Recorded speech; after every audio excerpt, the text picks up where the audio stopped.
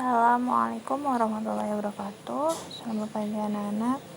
Pada pertemuan pagi hari ini kita masih membahas tentang conditional sentence seperti yang minggu lalu.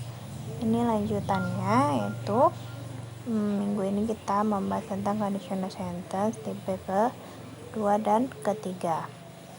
Nah, conditional tipe yang kedua adalah suatu kalimat pengandaian di mana yang diandaikan adalah sesuatu yang tidak mungkin terjadi meskipun kita bisa membayangkan dengan jelas apa yang diandaikan. Ketidakmungkinan terjadinya adalah karena apa yang diandaikan dalam kalimat itu adalah sesuatu yang berlawanan dengan kenyataan yang ada. Nah, di pola kalimatnya adalah if plus subject plus simple past atau kata kerja bentuk kedua plus subject plus should or would plus verb 1 kata kerja bentuk pertama. Untuk lebih memahami, kita masuk ke dalam contoh. Contoh yang pertama, if I were a butterfly, I would go anywhere I like to look for honey. Kalau saya menjadi kupu-kupu, saya akan pergi kemanapun untuk mencari madu.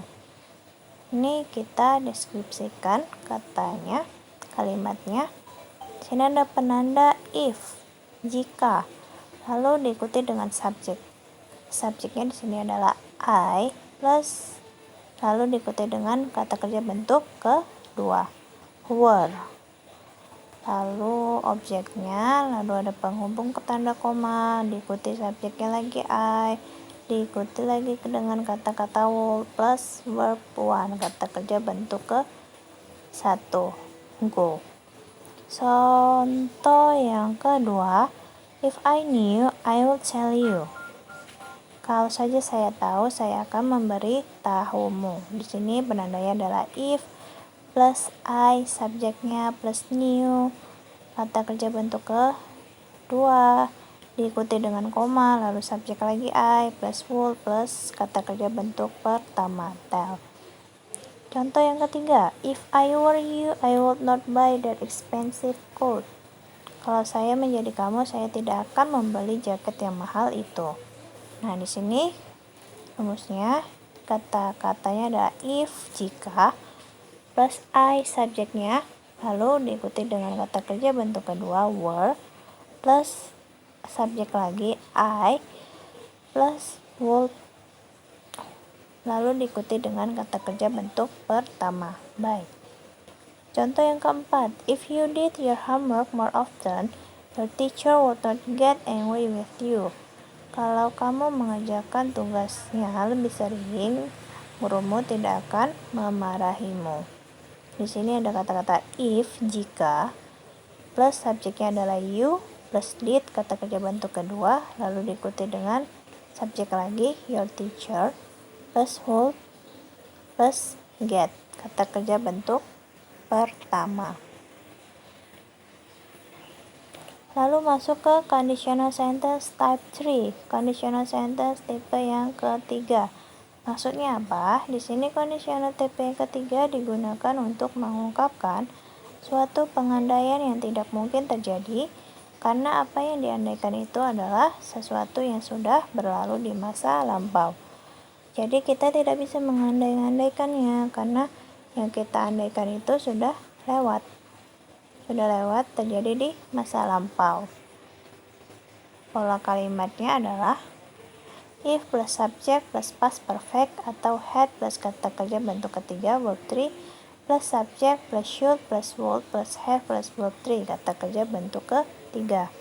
Contohnya, yang pertama, if we had known about it, I would have come. Kalau saja saya mengetahuinya, saya akan datang. Penandanya adalah kata-kata if plus subjeknya adalah we plus had plus noun, kata kerja bentuk ketiga noun, lalu diikuti dengan tanda koma, setelah itu ada subjek I plus would plus have plus kata kerja bentuk ketiga. Lalu yang kedua, if you had come to the meeting, you'll have some the prime minister. Kalau saja kamu datang di rapat itu, kamu akan bertemu Perdana Menterinya. Sini penandanya ada if plus you, subjeknya plus had, plus verb 3 come, lalu diikuti koma, lalu diikuti lagi subjek, would plus have plus kata kerja bentuk ketiga, lalu Perdana Menterinya sebagai objek.